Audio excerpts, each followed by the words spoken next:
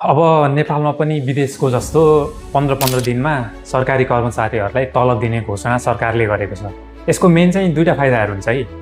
एउटा भनेको बजारमा चाहिँ पैसाको चहलपहल भइरहन्छ, चलायमान बनाउँछ बजारलाई। किनभने अब हेर्नुहोस् अहिलेको सिचुएसनमा महिनाको एन्डतिर स्यालेरी आउँछ, अनि स्यालेरी आएको लगभग 12-15 दिनमा पैसा सकिसकेपछि जुन त्यो महिनाको 15 देखि लास्टको जुन पार्ट हुन्छ, 15 गतेदेखि 30 गतेको जुन पार्ट भयो, त्यतिखेर चाहिँ बजारमा पैसै हुन्न। किनभने पैसा खर्च गरेर अगाडि नै सकिसकेको हुन्छ, अनि खर्च गर्ने पैसा छैन। अब 15-15 दिनमा स्यालेरी दिइसकेपछि त तपाईँको स्यालेरीको फ्रिक्वेन्सी बढिसकेपछि खर्च गर्ने फ्रिक्वेन्सी पनि बढ्छ। मान्छेहरूले 15 दिनमा नि अगाडिको 15 दिनमा नि खर्च गर्न सक्छ, पछाडिको 15 दिनमा नि खर्च गर्न सक्छ। अब यो लुपले गर्दाखेरि चाहिँ मार्केटमा चाहिँ पैसा जतिखेर पनि भइरहन्छ। सेकेन्ड भनेको चाहिँ साइकोलोजिकल फ्याक्टर हो। यसले चाहिँ काम गर्ने कर्मचारीहरूलाई मोटिभेट गरिरहन्छ काम गर्नको लागि।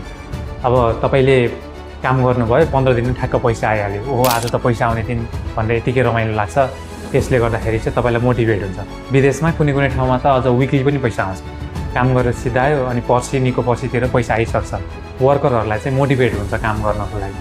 त्यही भएर सरकारको यो डिसिजन चाहिँ एकदम गजबको डिसिजन हो।